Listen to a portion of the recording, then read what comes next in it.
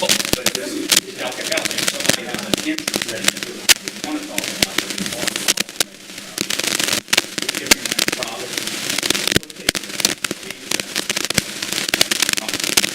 All right, good morning, everyone. Good morning, everyone at home. Chief Manager me on here. I'm going to start off the briefing today. The mayor's notice of mayor's briefing here, and the first thing up is going to be public safety report, and then we'll go into some other things. So thank you all for joining us, and thank you all at home for joining us as well. In 2021, prior to this administration, there were 34 homicides. Last year, we had 12. As of June 25th, which was yesterday, we have not had a gun-related homicide since December the 12th of 2025. I want to reiterate that one more time. As of June 25th, we have not had a gun-related homicide in the city of Alexandria since December the 12th of last year. The mayor has pushed very strong for us to have a gun policy and an aggressive policy on gun violence, and the math simply does not lie. I'm going to talk about a couple things regarding some stats. The shootings since 2021 have decreased 48%, and let me back up. Shootings since 2023 have decreased 48%, and homicides have decreased 52% since 2023. When you bring that out even more, and we annualize that from last year, you take that back from the number I gave in 2021, we see an annualized average decrease of 68%. From 2021 to 2026, we annualize that, we see a 68% decrease in homicides. When we talk about shootings, as I've said, a 48% decrease since 2023, and our homicides, again, a 52% decrease since 2023. When we look at property crimes, we are seeing per month a 28% decrease in overall property crimes here in Alexandria. Our aggravated burglaries are down 75%. Our vehicular burglaries are down 33%. Our burglaries of an inhabited dwelling are down 47%. Our unauthorized entries are down 36%. And our felony thefts are down 5%. I think what you see here is a complete decrease in the crime and the work that our Alexandria police officers have done every day. I am grateful for the work they've done. I'm grateful for the commanders, our detective division, our patrol officers, all of our dispatchers, and everyone that has attributed to this. This has been an effort that we've been working on since day one, and I think the results are starting to pay off. We do recognize that one homicide is one too many, and certainly I recognize that, and the officers recognize that as well. But those numbers speak for themselves, and again, the math does not lie. Chief, are those cherry-picked numbers, or are those the index crimes that you would list for the FBI for anything? These are index crimes that are pulled straight from our reports, from the reports that are submitted every day into our record management system. I don't know how you would cherry-pick this, or these are numbers that are reported every day to the LIBORs and NIBORs indexing reporting. What is LIBORs and NIBORs? LIBORs is a Louisiana reporting indexing system, and NIBORs is our national FBI. It replaced the UCR report years ago. So if someone asked the FBI for information, it comes from that raw data? It would come from this raw data right here that we pulled out of our reporting system that my officers put in every day. And what would be the consequence of your officers reporting false data, or you certifying or allowing that to happen? It's a felony. It's injuring public records, and that's a felony under Louisiana law. Not something you're interested in? Not something that I would tolerate at all. Has any crime gone up? I'm Yes. just curious. No. Everything is showing to be down. Look, I haven't looked at every single crime index. These are the major crime indexes that I pull out. These are the crimes that are reported, as I said, through LIBORs and NIBORs.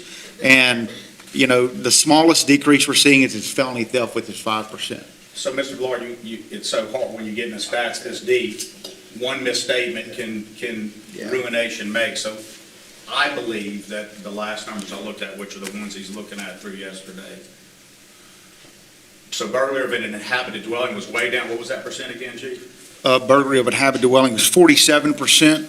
But I think burglaries, I think there's another version, not of an inhabited dwelling, that had either flat or some increase from last year, but from our beginning of this administration is nonetheless down. So you can see how you got to be careful when you do it. But I think the index we use as the major one is inhabited dwelling. That's the one that obviously somebody's in the dwelling, right?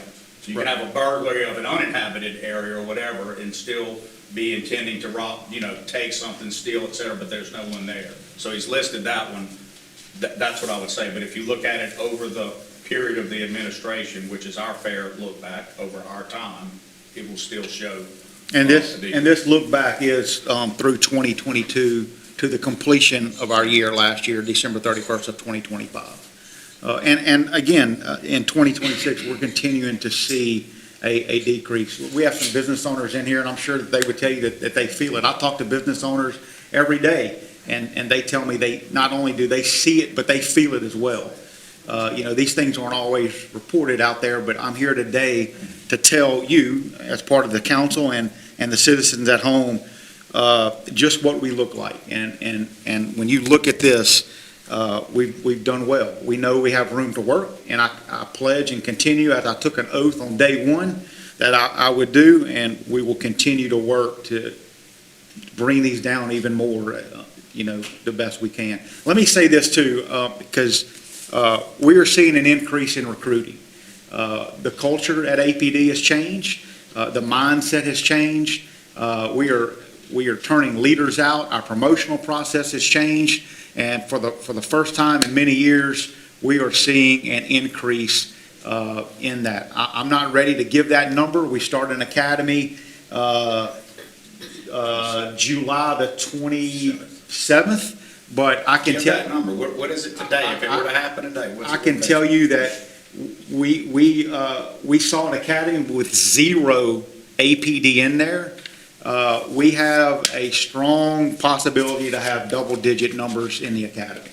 So I'm my first not year ready back to. was 0, Jim. I'm not ready to release that number, but I will tell you that we have an opportunity to have double digits. Now, let me say this, we have backgrounds that we go through. We will never lower our hiring standards, but I appreciate the men and women of APD changing the culture and believing and buying off in a leadership model and a process that has turned our department around.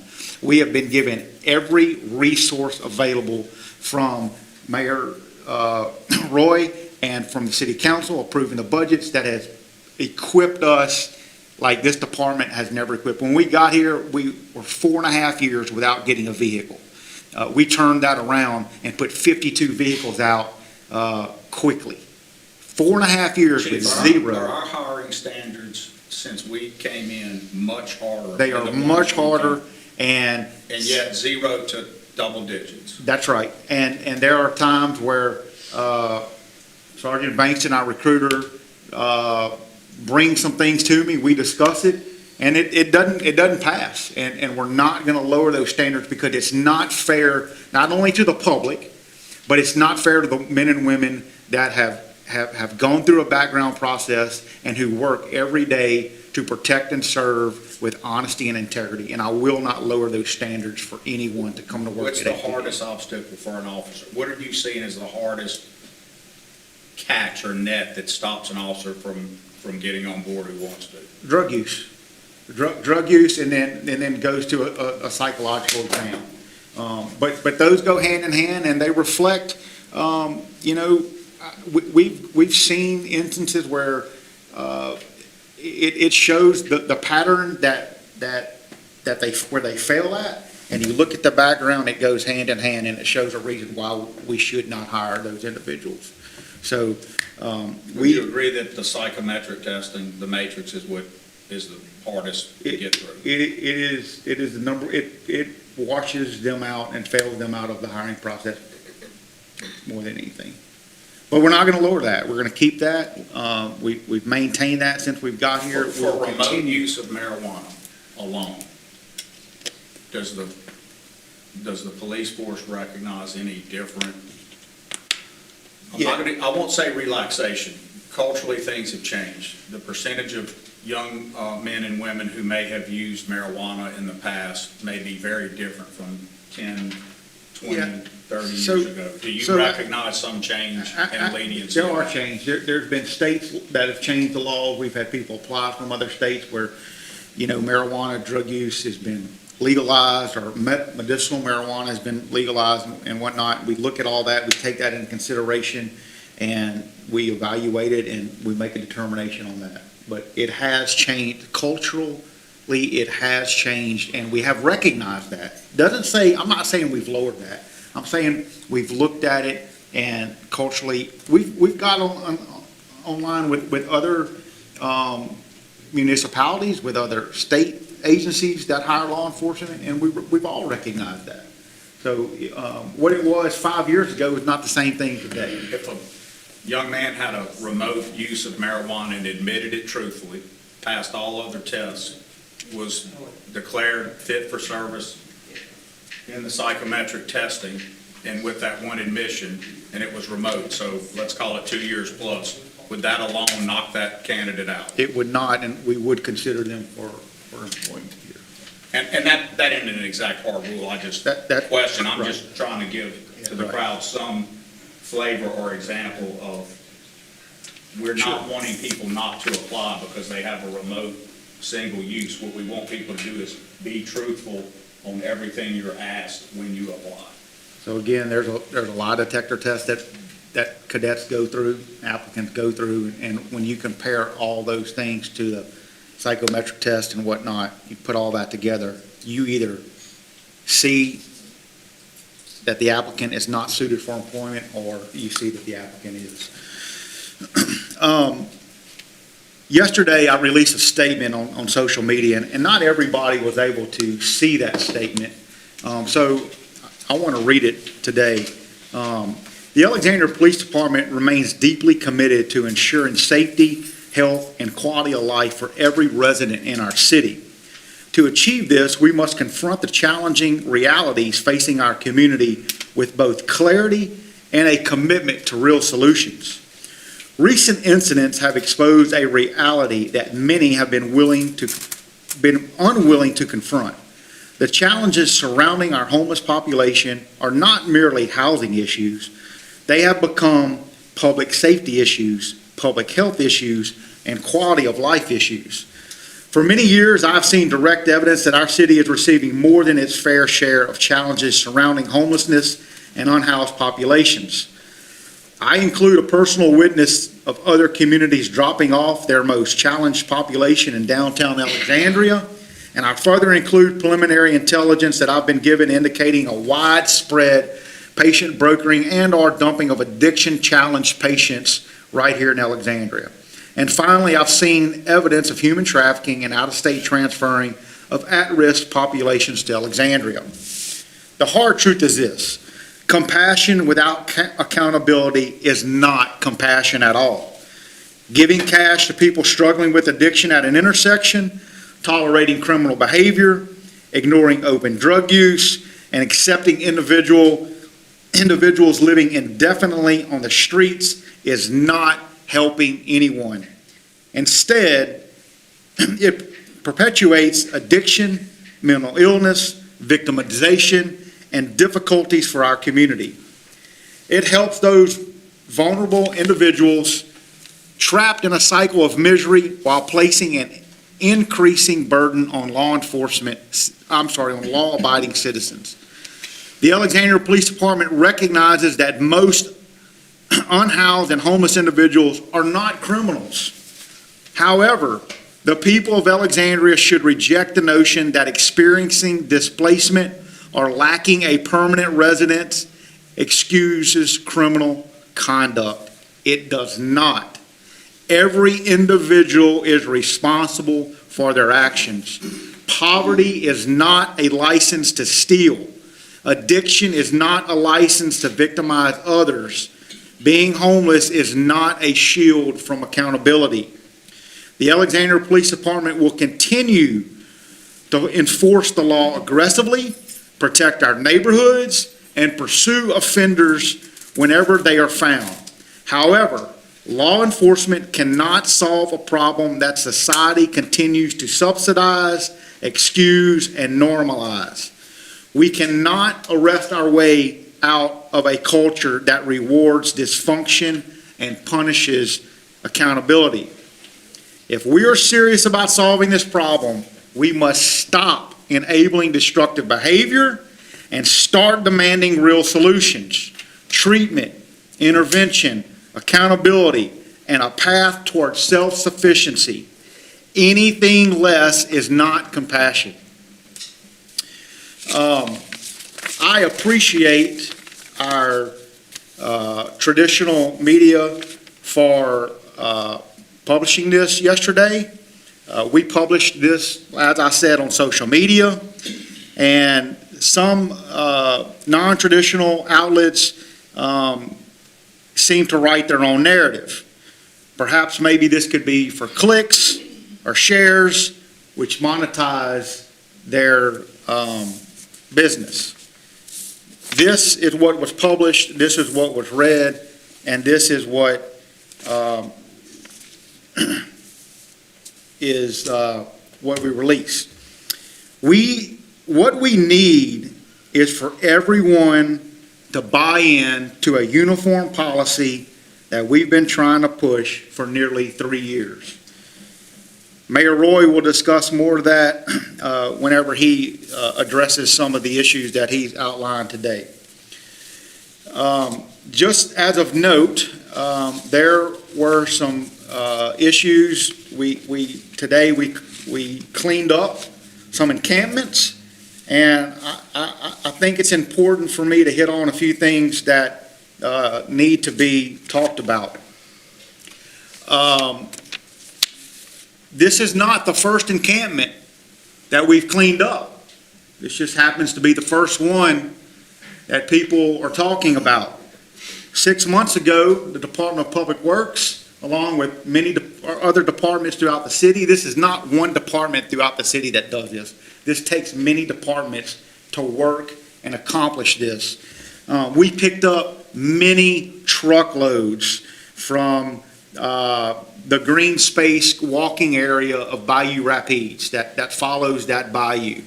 There was an encampment there that we looked at that I deemed was a public safety and a public health issue. Let me repeat this. There was a area just like today on Casson Street, which I visually inspected with my own eyes, that was a public safety and public health crisis. I directed this after seeing this. I worked with Public Works several months ago, approximately 6 months ago, to clean this area up, just like we worked today to clean this area up. This is not something that we thought about last week. This is something, or yesterday, this is something that we've been working on. My officers did notify them about a month ago that we would be cleaning this up. However, the weather came in and pushed us back several weeks. We notified them last week, and I personally went out there this past week and notified them that we would be cleaning them up. When I asked the residents how many were there, and when I visually inspected, I saw 5 camps in that area. Not 8, not 10, not 15, but 5. It's a small population. I spoke to the Homeless Coalition about this earlier this week. We know who those people are. We knew who those people were or are. They have worked with the Homeless Coalition in the past. But Bart, there are things that these people need to do in order to get into transitional housing. We cannot take these people, nor can the Homeless Coalition take these people and just put them into transitional housing. There are other things that must be done for these individuals to get into this housing. This housing does exist, and this housing is available.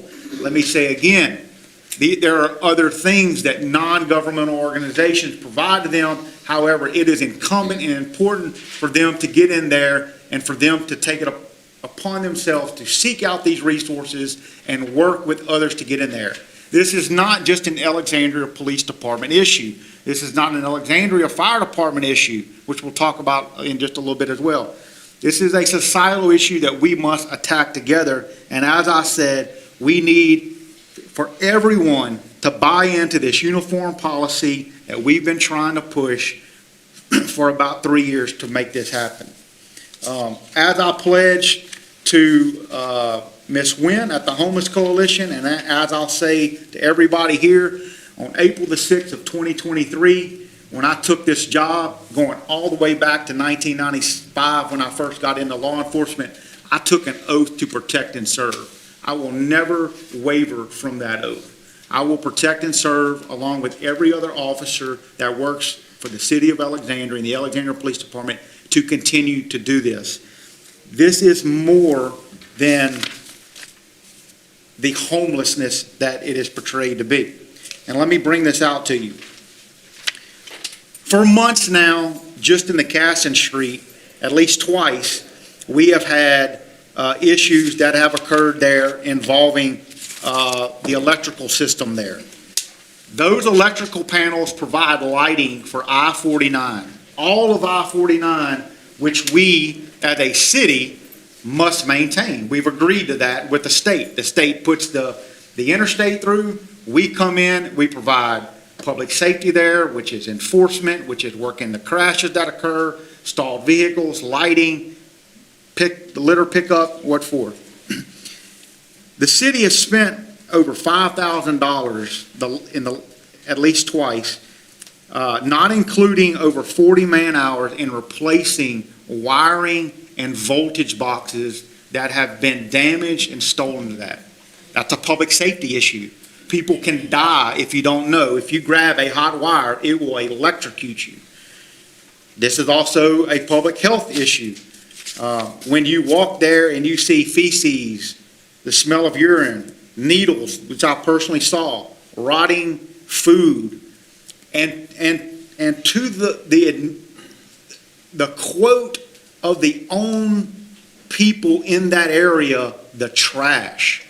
There is an enormous amount of trash, and we'll have a number later of how many tonnage that we picked up, of how much trash we picked up.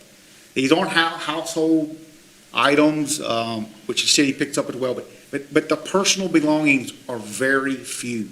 This is a huge amount of trash that is in this area. This trash goes all out and through our community. There is a drainage canal right behind this that it has the potential of blocking up. We just saw enormous drainage issues. It had an enormous flood, and fortunately, we clean out our drainage, Operation Clean Out 2.0, which the city has done for the last 3 years, that we've cleaned out a lot of drainage. That is a huge component of this.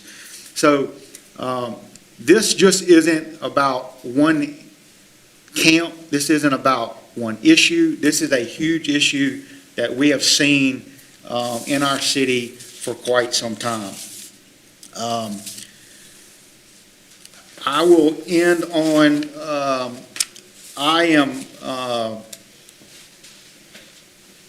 liking the way that our crime is going. I am liking at a lot of things that are happening for the good at the Alexandria Police Department. I am proud to be here and committed to continuing to serve the best the highest level of public safety that we can. We have a lot of things that we have force multiplied in our city. The latest and greatest technologies that we have, not only to keep our officers safe, but to provide real-time, immediate safety for our citizens, that is cutting. And I believe in what we're doing. I believe in what is right. I've always stood for what is right. This community knows that. And we will continue in providing at the highest level of public safety that we can. And with that, Mayor, I'll yield to you. Thank you. Step here a little bit in case I have some other questions. Sure. I know you have a matter that you may have to attend to, and we can split up anything with the media that we need to. First, I want to thank you and your leadership at the police force I appreciate it. for what is happening. I think it is noted. In this day and age, we all have to, every word can be seized upon in a way that when we're just talking, people don't mean it.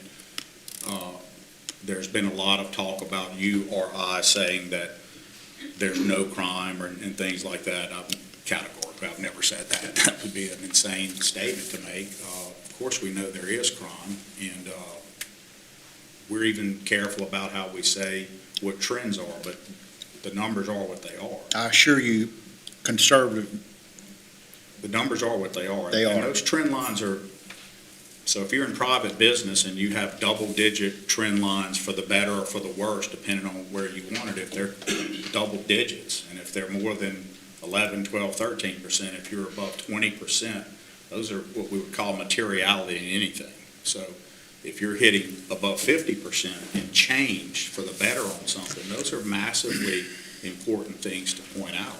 Doesn't mean it's the end to something. It means that targeted interventions are working, and that those targeted interventions you have to continue to do to make sure that you continue a good trend, but also they inform you. You learn things along the way that maybe you need to tweak something on those or change what it's doing to get an even better result. I also know that anytime the city may speak to something, so I didn't read a ton of comments, but I read enough to know on the APD site that after you made your statement, there are those who are rightfully, morally, faith-driven to be concerned about corporal acts of mercy and what people who work in the homelessness and unhoused populations want to see happen to help people who many times, it's not just dual diagnosis anymore, it's beyond that. There's so many problems that they have beginning to access things. So when you give the strong public safety side, people can hear only that and maybe not catch some of the other nuance. It's normal. That's not a criticism. That's how we are as humans. And I appreciated at the end what you were saying about that it's a bunch of different things. And just to summarize, there's a public safety issue, a crime issue. And we know that unhoused folks and those who are homeless through different reasons are not all criminals. Everyone knows that. We even know that sometimes they do have criminal behavior that's driven from the circumstances of starving, being on drugs, and needing to support a habit. There's a whole continuum, right, of that. But there is a public safety component. And if people are unsafe because of it, like hospital access, other things, and if there's a concentration of people allowed, or even a health concern that turns to public safety, we have to watch for that. So let me give you an example. So public safety, obvious. Someone stabs someone accessing a hospital, that's public safety. But public health can lead to that. So you have an encampment that gets out of control.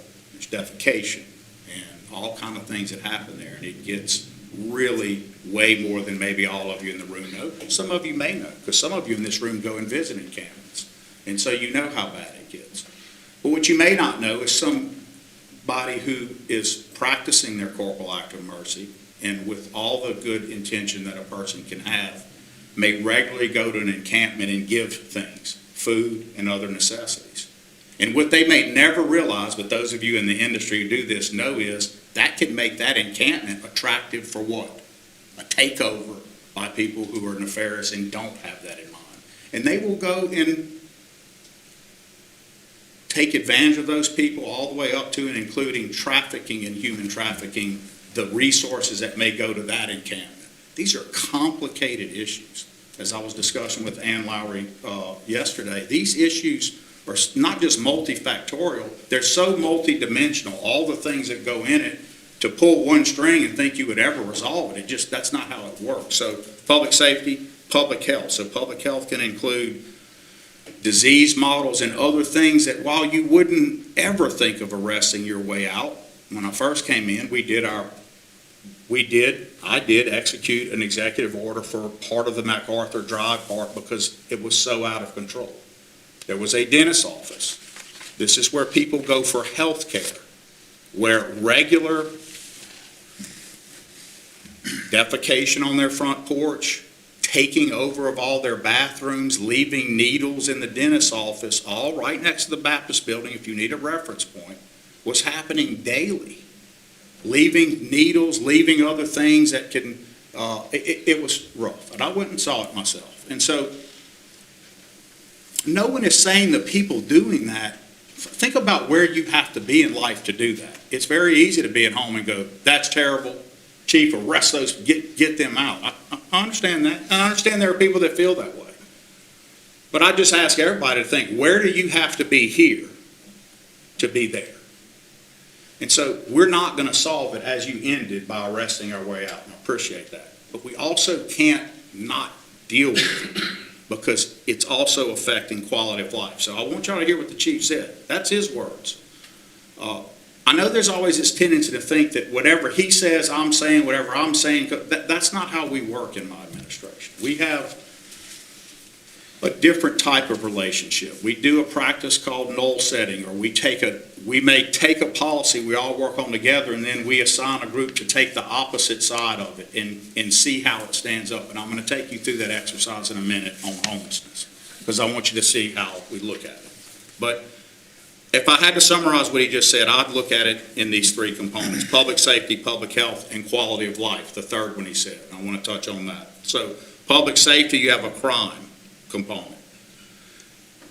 Chad, the chief and I are seeing an uptick in the level of seriousness of crime committed by unhoused and homeless. Let me say it again. We are seeing a significant uptick in the quality, meaning not just quantity, more of it, not a number, quantity, quality, the nature and level of crime being committed in the unhoused and homeless communities. We can show you specific data. Can I comment on that? Absolutely. So I think that's very important. As I said, we have not had as of yesterday, we have not had a gun-related homicide since December the 12th, 2025. But what we have had this year, of the 4 homicides, 2 of those have been directly related to homelessness. That's 50%. 50% of homicides. So no gun Basic related. math. That's what we were battling when we came in. That was the thing. Guns were so out of control. I'm not talking about Second Amendment issues. I'm not talking about your right to have, I'm talking about people killing people for nothing, for beefing over nothing. So we had to go after that. But you just heard your chief tell you that of the homicides, and it's looking way better than last year, or the year before that, or the year before, 50% are direct homeless. There's a debate on the third of it, but on the other one, but I would just tell you, 50% homicide? Homeless or unhoused people in that kind of a situation, that tells you that there's a qualitative difference happening. I'm going to say it's not just homicides, it's in other things. So a stabbing on hospital access, that's qualitatively different. That's not a count for us where we go, okay, that's just one. Those people are, where are you most vulnerable? In a parking garage, when you're seeking medical help? I mean, there's 3 or 4 different vulnerabilities that happen there that we can't have happen. And I get it, people, well, I'm going to blame the hospital. They need to beef up security. Well, security in America doesn't have the same rights as, well, then they need to hire only police. Well, then we got, those things, it's complex, ladies and gentlemen. There's not a one solution fits all. I'm coming to that. I know why you guys are here. We're gonna get there. Public safety, public health. So I was leaving off on the public health, the encampments. Encampments could seem to some people, as mayor and chief, leave them alone. They're in the woods, it's on public property is not being used, they're not bothering anyone. Not true. In one area of an encampment, they are somehow going in a local apartment complex and just leaving tons of needles in that laundry in that apartment complex. Now imagine if you're a mom or you're living in an apartment and you're dealing with sticks from a needle. I'm not saying it's happened, I'm saying these are indirect or direct consequences of encampment that people don't think about, but we have to think about. There's also an idea that the mayor is telling him which encampments to go. That's not true. Here's what I'll own. I did issue an executive order about that side of MacArthur, and it was working. And there's been a lot of comments about it. It's sliding back. There's no secret about the Siegel Select and how I felt about what happens there. They've done better. We'll see. It waxes and wanes. And I'm not picking on them, but they choose that model, and I don't like it. And there's no secret about it. But I can't have a dentist's office or every food place there having people breaking into the bathrooms who, I know they're invitees and they can say they have a right to go in and I'm going to buy something, maybe. I get all that, but that's not what's happening. They're destroying the bathroom. So there has to be something we do. So that's a public health issue is how we declared it that can lead to a public safety issue, right? They intertwine right off the bat. Now, quality of life.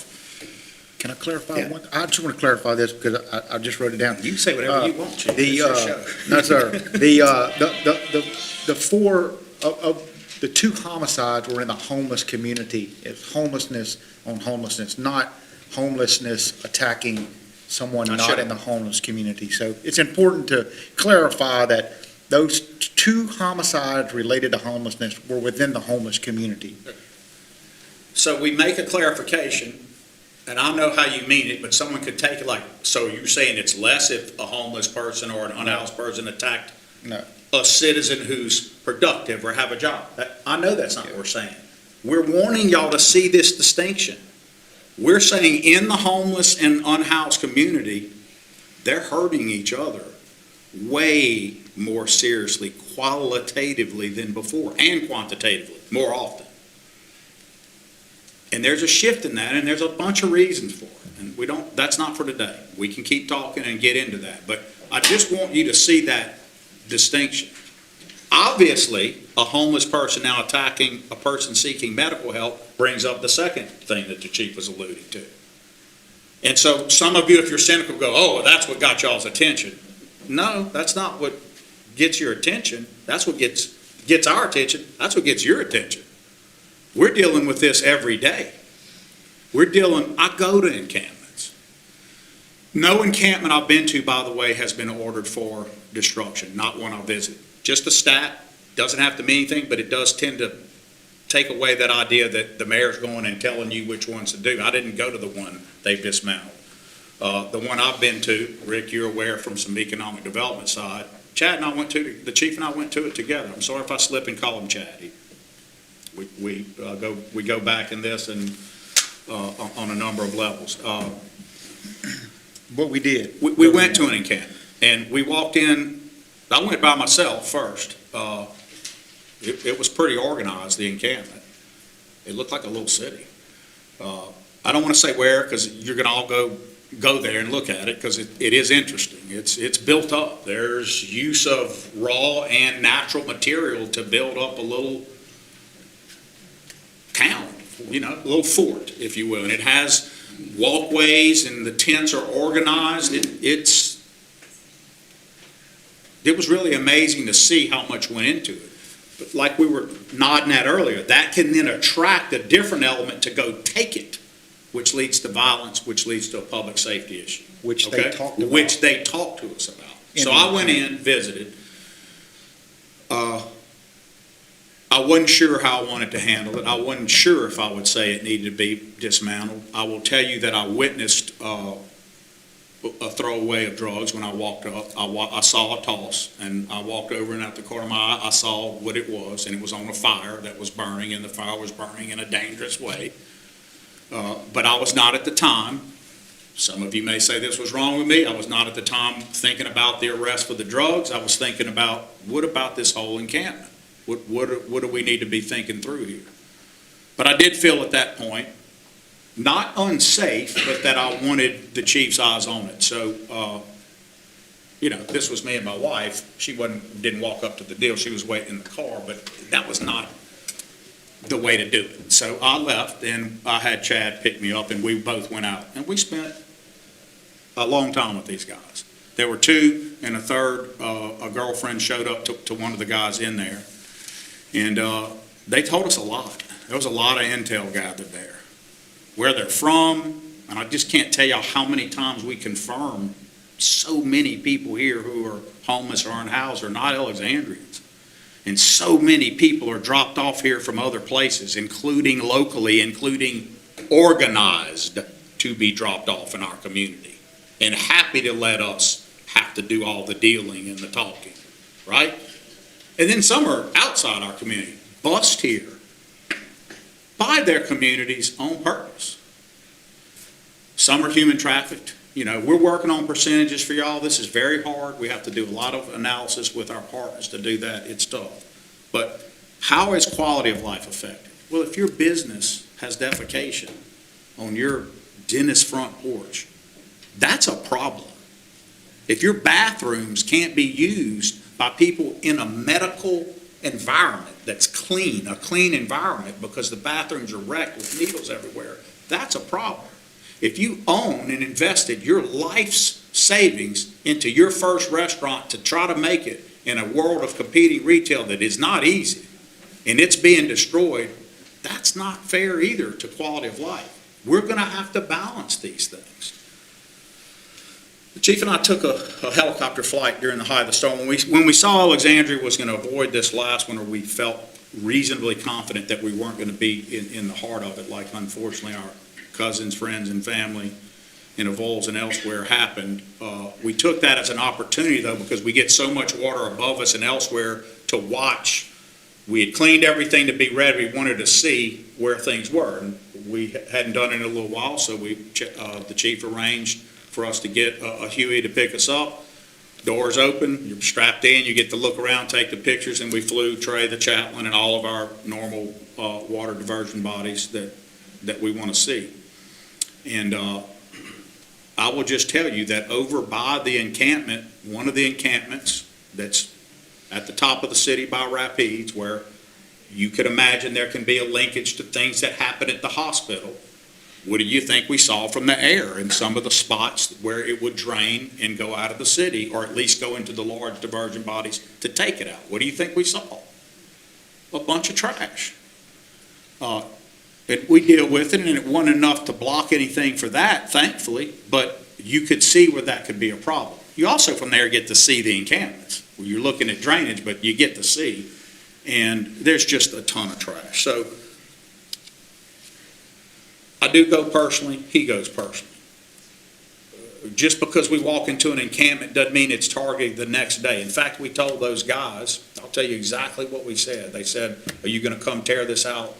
They didn't know who we were. I told him he was the chief. He never said I was the mayor. But when the girlfriend showed up, so the two guys didn't know, they were from Avoyelles. When the girl showed up, she knew who I was and told them. So then they had a different conversation. They wanted to know about a whole bunch of other things. We spent some time. They asked if we would tear it out. I told them that I couldn't guarantee that either way, that there's a lot here that bothers us, and there's a private owner who wants this off his land. We did not yet know about the needles in the laundromat right next door. That changes things, but I told them to be prepared, that this was not going to be they were not going to get to just stay here forever. And they said, well, I think it was on a Friday. Yes, sir. And they said, well, do we have till Monday? I said, we're not coming Monday. but get your life reordered until then. Very calm, very nice conversation, no threat. We haven't been to tear it out, and that's been a while. So you could criticize me and say, well, why didn't you go do it? You have different priorities, guys, and what I saw there was not yet taken over by someone else. What I saw there were clearly people who are drug addicts who lied to me over and over about how they hadn't used in 7 months, and I'm looking at it in the fire, and I can see you twitching, and I can see your pupils, and you're definitely on drugs right now. I knew that. But that's not the end of, that's not the end of the analysis there. They did not present to me as that has to be gone tomorrow, as maybe other things that these guys are seeing. Okay? So ... we'll come back. But I go look at encampments, and I don't go look at an encampment and order it be destroyed the next day. Because like all of you, I do believe in the corporal act of mercy. In trying to balance that from a law enforcement side and what Kitty and these guys do every day and what some of you in this room either do voluntarily or want to do more of voluntarily or think about all the time because it's who you are and what is on your heart or your conscience, I get that. But there's got to be some balance. And so when we talk about a unified approach, let me tell you what we're saying so we're totally transparent. And let me put at ease you guys that you didn't walk into some kind of set up today of this is how, I know that y'all may be having some tough conversations. And I know you guys sometimes feel isolated out on an island like, well, we're out here doing this and what are we all supposed to do? And that is absolutely part of the problem. And it's everywhere in every community. There's an isolation that occurs because of a lack of coordination. And even if you know it needs to be coordinated better, it doesn't always solve it just because you know it. People mean well, and people will go out and try to help you, and sometimes they're doing the wrong thing. For example, on a small level, giving people money at an interchange on an interstate may seem smart. It's just not. It's almost never smart. In fact, I'd go, I'm not a universal use guy. I don't like to say never or always, but it's pretty much always not a good thing to give people money at an interchange at the interstate. Can I tell you not to give someone a bottle of water or a hamburger or something? We can talk about that and what it leads to and the bad behavior and the competition and other things that can lead to. But giving people money is almost never the thing to do. Almost.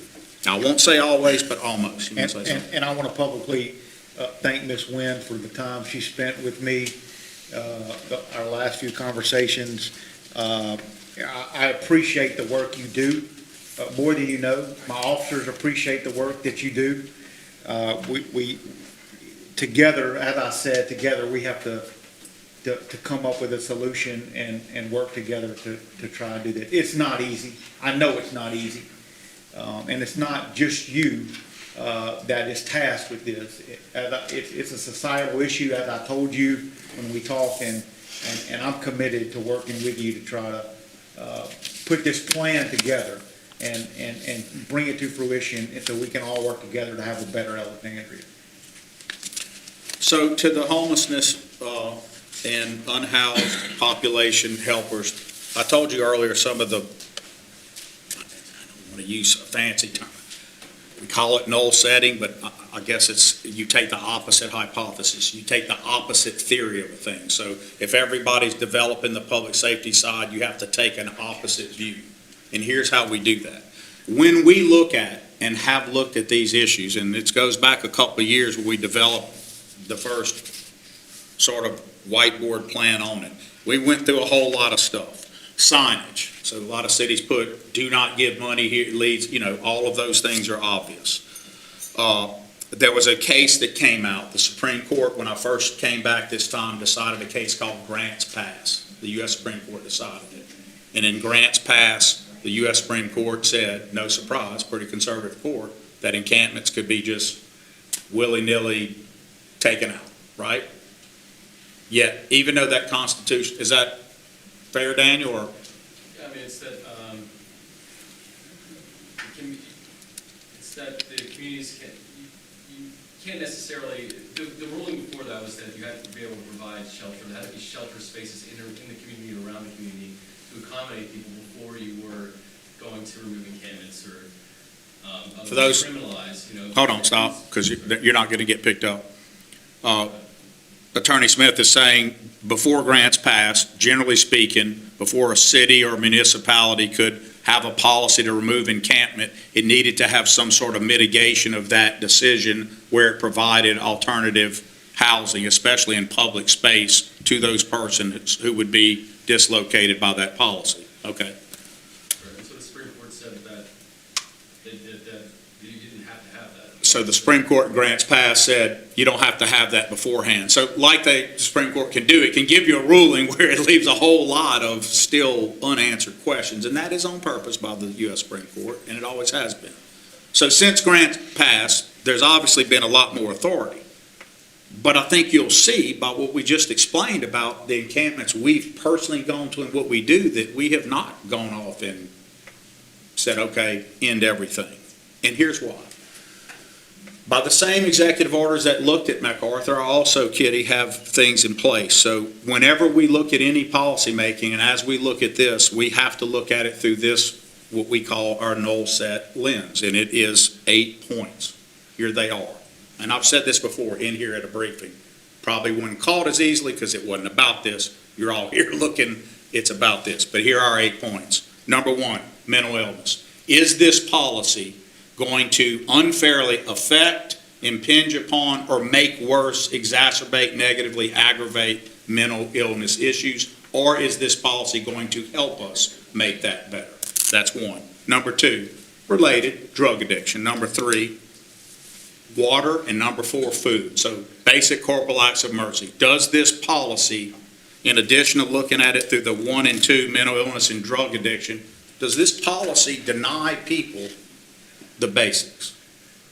Does it unfairly impinge on it? Does it in any way answer or mitigate that problem? Number 5, electricity. Number 6, sanitary facility. Number 7, rest and sleeping. In addition to drugs, Tony's laughing because we remember going over this. In addition to drugs and all those issues, a person denied of sleep for 3 or 4 days might as well be on the most serious drug in the world. Your brain is not equipped to do that. You go past that, and you're on drugs, and you're having all these other stressors. Can you imagine the state of mind? So rest and sleeping. And 8 is what we call our humanity catch, which is just overall in the totality of looking at this, what does this say about us as humanity, this policy? So understand that 8 set we go through before we would do anything, which is perhaps why it takes a long time to think through all of it. Here are the other things we talked about. At the time, Kitty, you had reported about 22 homeless encampments. This has been a few years now. Some of these numbers change. There's a bunch of state laws that change that make it easier to do things. We haven't necessarily used all of those for the same reasons I just explained. We didn't jump at grants pass either. I did set up the executive order in certain places. It's designed to be translatable to other places as we prepare. We do think that the interstate and thoroughfares of a major nature need to not be blocked by panhandling. We're going to talk about that more. The partnering part is about a public education campaign, which, while we've had fits and starts with it, it has not taken off. But today, we hope in earnest it's going to lead to a forced conversation. We want to make sure our charitables get the problem. That sometimes the charitables, as we've outlined and what you intend here and here, can translate into a worse policy. It's not because people are stupid. It's not because they're mean. It's because it's just so easy to repair an act of corporal mercy with giving the act and then not realizing that that person walked off into the encampment and got beat up and everything stolen from them because you didn't know, don't do it there. You just didn't know. You're innocent of that knowledge. You never intended that. And so we have to think about how we can help you as a community be better equipped. Nothing was about blaming the community. It's about how do we all work together better to figure out some of that. This is a big one. dismantling any networking in human trafficking, defensive architecture, et cetera. That's on us. We accept that one. To the extent we know of definite human trafficking components, they need to be dismantled. But even remember that. You're dismantling the human trafficking part, but the person who's the victim of the human trafficking is still that same person we've been outlining with all those multiple diagnoses and problems. They're being used by the trafficking system. So while you may dismantle the trafficking part, that's all that's their only lifeline to getting anything was to participate in it. It's very complicated. I know you guys know this. I'm not trying to be know-it-all or preachy. I'm just reminding everybody that every keyboard warrior has the answer that they can pop off on Facebook real quick. Except we've thought of that one, but there's 6 problems after that you're not listing that we have to work through. Citations in policing. So you give a criminal ticket to a person who's got the problems that we've spent an hour outlining. What's that going to do? Well, it could do something. It could put them in a system where there's some overwatch. It could do something, but that's if they go to court on that ticket. That's if they're still here 30 to 60 days later to answer to that ticket. But could criminal court at the city level uniquely be set up to deal with some of this? Maybe. I don't have that answer to that. We don't know, but maybe. Maybe it could. It's much easier to do there with the sophistication of our city court than it would be to try to run this through district court with felony control and all of that, right? So it's something to think about.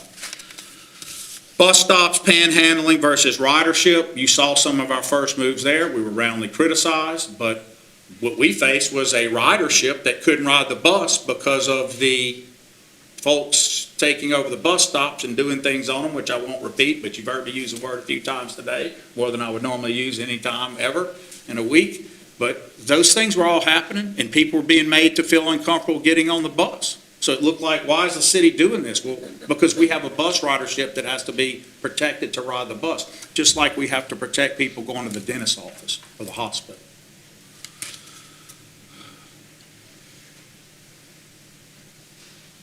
So that outlines where we were. Here's where we are today, and here's what I want to pitch to you guys in it. Some of the best stuff that I've spent a lot of time on, and I'm not telling you I have the answer, and I'm not telling you I got things you guys don't already know and think about, and I'm not even telling you it's not stuff that you'll say, I've been to everybody trying to do this already, but I'm going to just do 2 right now, because it's way too hard to do more. We want to push for a single front door model. That's the opposite of what everybody's probably thinking. Single front door doesn't mean you go to one place.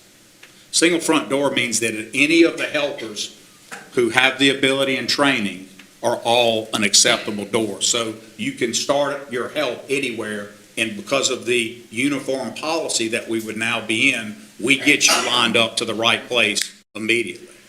It doesn't mean single front door, you can only go see Kitty, you can only go see Ann, you can only go, it means that of the designates that are in the program, cross-training together, whether you show up to him or you guys, you're going to get routed correctly. Right? So this is the nature of single front door that communities who are winning this battle, to the extent you can, are winning it with. For the same reasons we outlined earlier that you have problems, people who are in this cycle, it's very hard to tell them, here's your card, go here tomorrow, your appointment's at 6, and this is how you have to do it, and present it this way, and genuflect 2 times, and then they let you in. They don't follow that in the first place because of all the challenges we've already said. So single front door doesn't mean what it sounds like. I wish they would change what they call it. It is probably we'll come up with a better thing, but they mean literally that it's a single front door, but you got to be a designate. So you got to play with the other players. We have to be on the same page, bottom line. Same page, everybody. We all agree the policy. We don't set it, we all set it. But then if you show up to somebody who's in that space together and signed on together, you can enter any front door and you get routed correctly. Does it make sense? So better than calling a single front door, it creates a no wrong door for those participating, okay? This is one that I've been pushing, I just can't get. It's the by name data tracking that we're gonna have to do. We've got HIPAA challenges, there are 1,000 challenges to what we wanna talk to you about. And not just, I'm looking at you because you're here. There's other players in this space. United Way wants to be in it. The good thing is there's a bunch of people that want to help us. There are challenges to data tracking. But until we have data tracking where, think about it like this, not everybody can participate at the same level. Some people would wear a card and a lanyard, and they would let you know, like, you could see that person and know you're helping them means they're also accepting services. I'm much more likely to help or give money. Don't give money, but I'm much more likely to help someone who's receiving service. We also know people are going to throw away their card, lose it, have someone take it because they think they can monetize it, right? All those are challenges. We have to work toward being able to localize and prioritize people. I know Jimmy, this is what we need to do with Jimmy. And you guys do that. But we've got to have, if we're going to have the create no wrong door, we have to have a system where that data is entered, kept private, follow all the rules, but it has access to multiple agencies if they will sign on.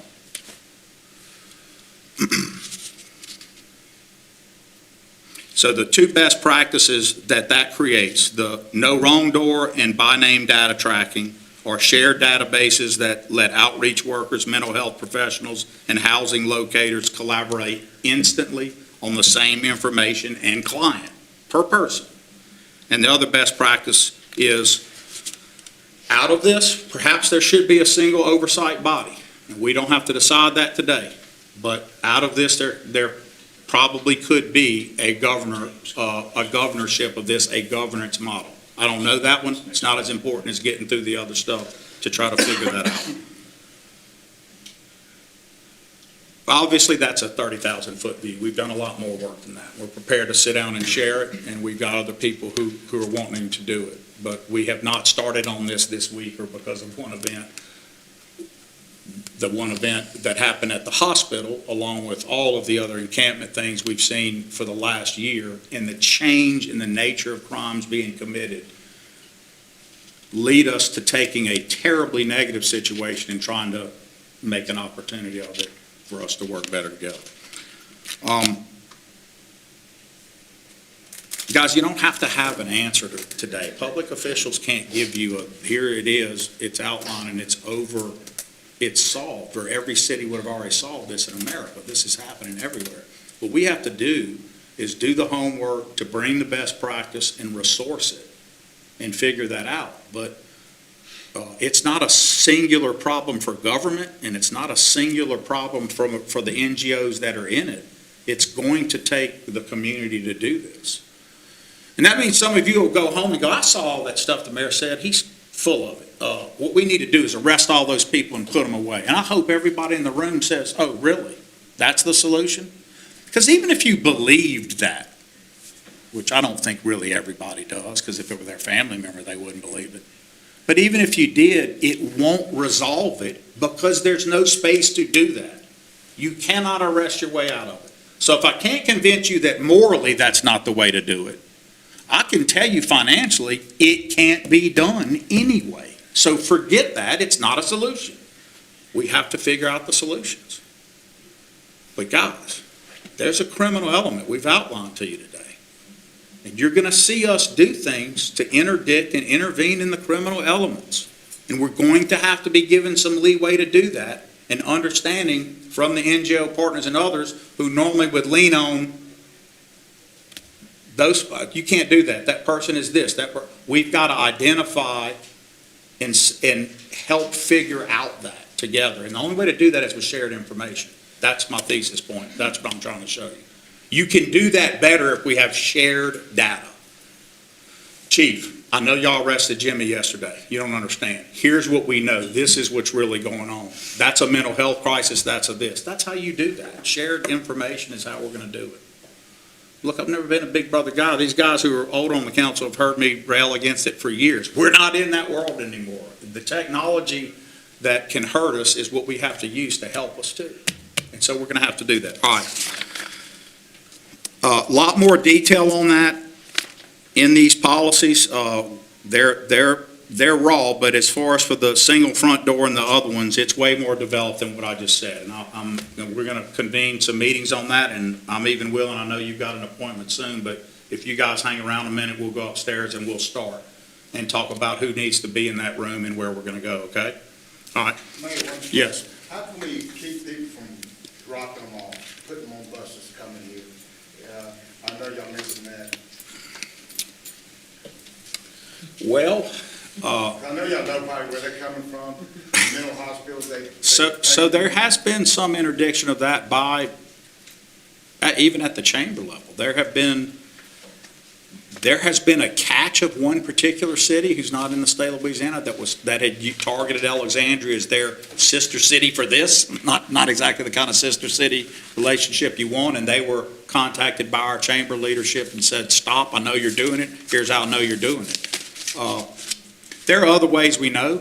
For example, when I witnessed it out of my window one day and saw it happen, personally, me, and the chief and the commissioner were in my office with me, and I said, go downstairs and find out who that is, and so we know for sure. And y'all would be shocked to know that even locally, there's a lot of churches outside of Alexandria. There's a lot to this. It is not pretty. It is not pretty. And so we do have some of that. Your question was simple. What do we do about it? So if we out people in here, that won't help. That's going to hurt feelings and get you in a different kind of fight. It's hard enough to tread through this like we're doing today. But we're going to have some honest conversations with leaders of different groups that we know are doing it and tell them, look, if you keep doing this, we may have to out it. And why are you doing this? Like, how is this helping anything? And I think what most people say is, I don't want it in my backyard. I want to kind of expand on that a little bit. I did have some conversation with Ms. Nguyen, and just this morning with our partners at Rapides Regional Medical Center about providing transportation back to their homes once they are either released from DOC or released from treatment, whether it be medically cleared, or substance abuse or mental health. And so I learned this morning that just Rapides Regional spent nearly $20,000 a month providing transportation back to different communities for these people. And we're grateful for that. That's a partnership that I think we can do. Ms. Nguyen and That's I- not grant money, that's their money. That's their money. Ms. Nguyen and I talked this week, and we have a division of community services at the city. The mayor can talk about that a little bit, that it's also working on a plan to work with the Homeless Coalition to identify these individuals that want to go back and who need transportation back to get them back. So Look, that's a step, that's surely a step in the right direction Yeah. from where we were. there are permissible grants. I gotta confess, seems like a violation of the constitutional right of travel to me, which is what's called a fundamental right, which gets strict scrutiny on a bunch of lawyer boring stuff, but apparently there are grants that allow cities to send people back home as long as there's a receiver Yes. somewhere to, bring that person back into where they are. So some of this probably started somewhere good, and then cities just decided, we're gonna put you on a bus and send you out of our community. We don't care where you go, because that is happening to us. Right, chief? That's happening. I was talking to other chief, but we're not, but there's also grants that can do that for us the right way that we have to think about doing. I know you talked to Yeah, those absolutely. guys about And it. again, Rapides Rapides Regional Medical Center, again, a partner, trying to help solve the problem, be part of the solution and not part of the problem. And I think that's important that they are providing those resources. $20,000 a month, that's a lot of Yeah. money Yeah. to provide for that. Visited with them this morning at 7:00 this morning. I was down there talking to them about this. So I've got a super negative controversial one I didn't want to bring up today. But I'm worried not to bring it up today. And now that I've said that, y'all are going to demand that I bring it up where it's not transparent, right? There is another thing that happens, and it is complicated too, but I know there's some people in this room who are gonna vouch that I'm telling you 100% something we know to be a fact, and that is this thing called the Florida Shuffle, what is called patient brokering. Thank you for the nod. I know it's happening, and I know we're receiving more than our fair share of people that come from way outside of even Louisiana. And they're brought here to receive services. And I'm not going to make a judgment about need, whatever. I'm going to tell you that there's not a lot you can do unless certain criminal fraud things happen, but you can receive a whole lot of people in your community for rehab, rehabilitation, other types of services. And when the money runs out or the right to walk out comes up, which is real quick, they're turned out that day where? In your community. And that's it. And then they're just now here. So enticed here, that's not a plan. And that's a real thing. And y'all can go Google it and look at it on AI, figure out all you want about it. But again, if we're getting our unfair share of these other things, and I tell you that that's a big one too, that's a problem. Now, the reason, if you say, well, why do you want to just say that? Because there's going to be people who own or do things here, they're going to immediately go on Facebook and attack and say the mayor doesn't know what he's talking about. We're providing services to people. This is important. No one's questioning that at all. But I also know from arrests or police interactions we make what we're told. I'm from such and such. I came here because of such and such, and I got turned out today, and here I am. And they're not being talked to because they were just run into on the street by the cop at Wynot, and he was saying, what's up? It's, there's something that happened that led to that interaction, okay? I'll say that I've personally interviewed some of these individuals who have told us exactly what Mayor Roy's talking about. And they're not from here, and they want to go home. And so, you know, if somebody, look, there's ways to do it. I'm gonna let y'all go. You can go Google it and you'll figure out how easily it can be done. If you're like, well, how could they afford to do it? Go. It'll come right up. Patient brokering, Florida Shuffle. Look at it. I don't have names. I'm not naming. That's not what's important today. But if the city is, if we are interdicted, if you will, for saying it, we're going to push back and we're going to have to show what there is that's going. And that's not a threat. It's just that's what it looks like. If you're going to, we're not attacking people who provide help to people.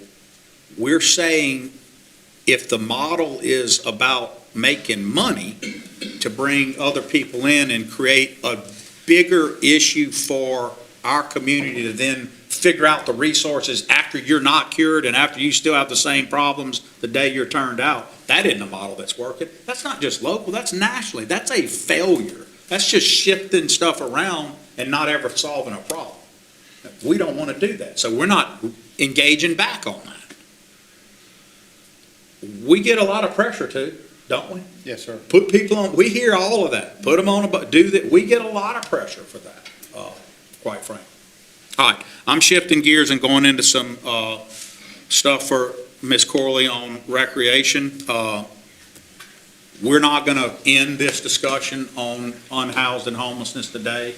We're going to come back and have another one of these. I hope it'll be this well attended, and maybe you'll bring some other people in, and I hope we'll have some other meeting. It doesn't have to be in a briefing. This was just to get the convo started. This doesn't even need to be in a briefing. This frankly needs to be in a different setting. But we probably have some internal governance work to do to figure out how to get a working group together, right?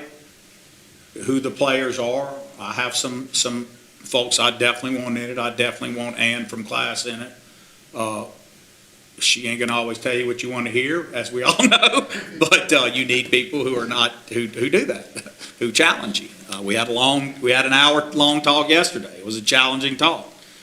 And I will be straight up and tell you, I made some deal. You're gonna have to let the chief do some of, because she was gonna get critical, I think, but she understands where we are now, and I think she's all in. But there's going to have to be some trade, some horse trading on this, guys. We've got to figure some things out. We've got to clean up certain things, but we need to have a mitigation plan ready to go. And so we've been working on that. But some things that are strictly public safety, they got a job to do. And both Ann said it, and I know y'all would agree, if someone's committing a violent crime, that checkbox is different. That's a defense issue for you later, but that ain't going to be something we can do right up front the same way. We're going to have to handle that through public safety. All right, so I'm going to switch gears. I want to thank y'all for being here. I hope you guys will stay a minute and we'll go upstairs and talk. And if there are community people who were just interested, you're more than welcome to come sit in and listen. And I'll unpack a little bit more of this for you, and we'll start figuring out some better things to do. For those who say, well, why didn't y'all do this before? Well, people have been doing it before. And a bunch of models that worked 10 years ago don't work today, and a bunch that worked 5 years ago don't work today. And a bunch of stuff post-COVID just does not work. COVID changed everything about the way people interact. The social skill level of even the addict or the person seeking help is so different now. I know y'all see it every day on social media. What people are willing to say when they walk in a restaurant to somebody, or jump over a counter and hit the person giving them fast food. It's just different. And we've got to deal through all that, and it makes it much harder. It also makes it dangerous for all of you who want to volunteer in it. I know some of you go in these encampments, and you go home and feel good and go, well, these guys are great. They wouldn't hurt a fly. Maybe that moment they wouldn't, but that can change. That can change, and we've talked a little bit about that. All right, so switching gears, I'm going to go through for the council. I hope that y'all have looked at the site and you see the Reignite, all the parks and what you visually see it, but let me give you some more concrete detail. Helen Black Park. Tanya, you want to call out I don't know if you have by district. Helen Black is one. District 1, additional concrete extended for extended seating around the pavilion on the passive side of the park. New playground equipment has been installed. The pour-in-place surfacing installed under the playground equipment. New asphalt overlay on a basketball court, so that's non-passive, that's active park. Remember, passive parks are walking trails, just enjoying the greenery. Active park is there's some athletic or other thing you can do there. What is Compton Park? Somewhere in the middle. But it would have traditionally been called a passive or neighborhood or pocket park. An active park would be Franco Hunter's an active park. It has a stadium, it has a gym, it has a, right? All right.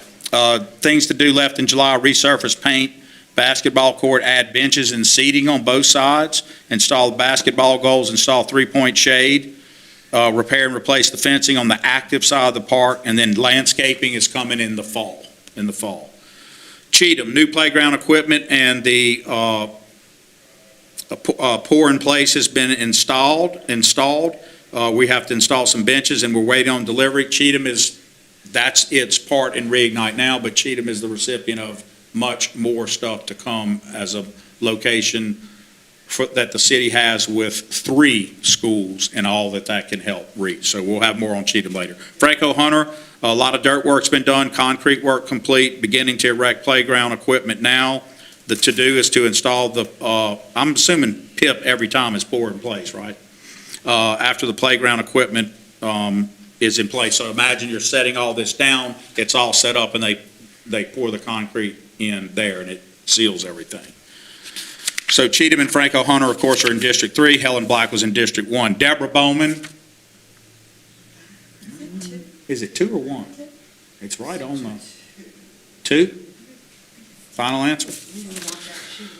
Working currently to ready the site for playground equipment, concrete work, walking trail, fencing. The things left to do: resurface basketball court, install the play equipment. That delivery is expected in August. Install the pour-in-place. Charles Smith, District 3. Currently working a ready site for playground equipment, dirt work, and concrete work. The to-do is to install the play equipment. That's in mid-July, so that's coming right up, and install the pour-in-place. City Park. Begin the work after summer. That one, as you know, they got ready to do it quicker than we thought, and we stopped them because it is an active park with the splash pad. We can't have the splash pad not going, even though we did redo some surfacing stuff, but we want to do a full redo, and we don't want to do that in the summer. Resurface splash pad, replace controller equipment, add some additional play equipment, install the pour in place. And then Masonic Sports Court, y'all can go look, it's almost complete. Fencing is next week, install basketball goals, install nets. I will tell you that all of this, especially the more active the park, the more security the park, and the more things are going to be in place. We can't build these things and invite you and your families and your children to go without making them safe. And that rather circuitously brings me all the way back to my point about some homelessness, where that quality of crime is increased, and we have to be very mindful of that. And Masonic Sports Court is next to, there's a whole lot of things that are going to come into play in that corridor that are going to be positive for our community. Ms. Corley, thank you for the work on that, for Reignite, to make that all pop and come up. Most of these, all these parks that are being redone that were not looked at for quite a few years, they were all done during Spark. I mean, most of those are Spark parks that we've now come back in and Reignite to do the routine work that needs to be done. Should be done every year. I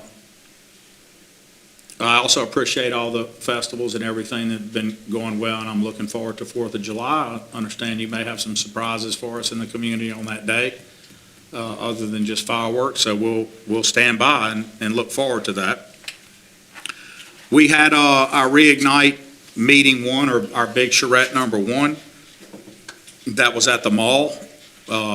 For the sake of time, it being now 12:30, because we went on the unhoused and homelessness issues for a while. I'll come back on some of that, but it went well.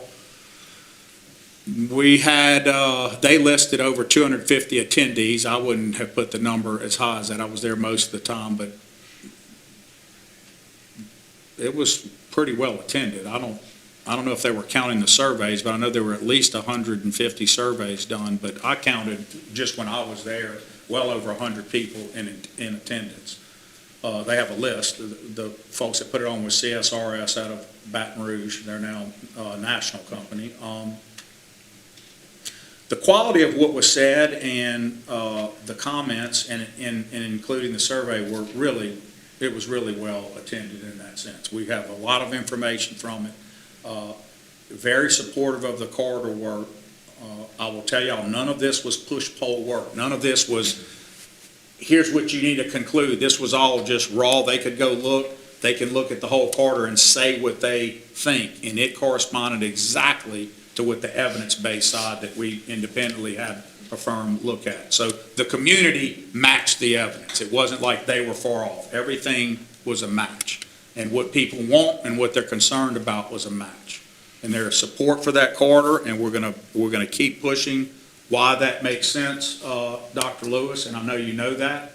That was started as a corridor that linked all the other Spark projects, very much by Cliff Moeller and others. And if you just think about where it is in the city, where Masonic is and how that works, it has to make sense. We have a responsibility to keep it safe and secure.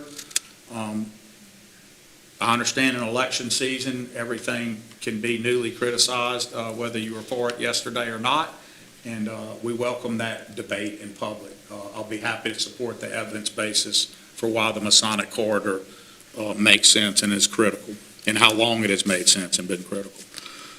So with Reignite, I'll give y'all, we'll just publish that report instead of me going over it all with you today. But, you know, the things that we're doing right there, people like those assets there. They want to see them all increase. They want to feel safe. There was a desire for even more increased walkability, which supports the traffic softening of Masonic. With all good things like that comes the negative of people who want Masonic to be through traffic and remain quick and fast. I think the hospital is neutral about it. They benefit from it either way. As y'all know, the hospital put in a bunch of softening devices right in front of Cabrini anyway, so that all changed anyway. The idea still is that If we increase the infrastructure around it and surrounding the mall with the public side of the infrastructure, including the Children's Museum and Learning Center at a hyper scale, meaning knock or better in Baton Rouge, then we create an anchor and perhaps one other tech anchor there, not a data center. It's too small. But one other technology-driven anchor there that would force the mall to really reinvest and rethink what they're doing. We know they're on board, remain on board, and there are just some tremendous opportunities there. I get asked a lot of questions about we put out an FAQ. You can go to the city's website, www.cityofalexandrialaw.com. If you go to the city's I think the City of Alexandria, Virginia beat us I think we had to have the law a long time ago. But if you go to the website and click on the transparency or policy tab, you'll see all the stuff that my office puts out. One of them is this FAQ. You can print it yourself, you can download it, send it to anybody, do what you want. We get asked a lot of things. The questions it answers are 8. What is Reignite and why now? Number 2, where does the money come from? Number 3, why not just spend it on more police? Let me address that one easily for you now. You can't spend capital dollars designated by vote of the Alexandria people for capital purposes. Capital purposes are your streets, things that are infrastructure in nature or capital. You can't spend capital dollars that the city of Alexandria voted for their parks, recreation, roads, drainage on salaries. It's illegal. That's why you can't take that same amount of money and just give it to the police. Because if you did that, there'd always be an argument only for salaries and you'd never be able to build the capital structures you need. Why not then spend all the capital money on drainage? Why not spend it on something else? If you were to spend all your capital dollars on one thing and you don't increase the tax base through quality of life initiatives like Reignite is, guess what you start missing to pay for the next capital items? Sales tax. And the sales taxes are generated by quality of life assets. So that's why there's always going to be a mix of risking and thinking and reducing risk by having a plan like a corridor plan, which is common in cities to have. You have to have the evidence base, reduce the risk, make sure it's the smart corridor doing it, make sure it has a return on investment. If it does, that generates new property tax and sales tax that allows you to spend it on drainage and other things. Uniquely about this corridor is right behind it is one of the largest diversion bodies in the city. And because there's a federally qualified diversion body behind it, the feds will match our money dollar for dollar sometimes or more, 80-20 their way, when we do infrastructure that's close to and includes a diversion body. So super smart to do it there from that standpoint. Why the mall? Aren't malls just dying? That's number 5. Yeah, they are. Retail malls are dying all over the country, and the smart ones that are transitioning their malls are turning them into experience-driven places that have a lot more than just retail. And the places that are saving them do that. And someone says, well, I get all kinds of comments. Why don't y'all, or why don't they, is usually it, just tear it down? Who's they? The city doesn't own the mall. The city doesn't have a right to go tear down a restaurant. The city doesn't choose what restaurants can open or close here. They don't choose the mall either. And why would you tear it down if you were the mall ownership?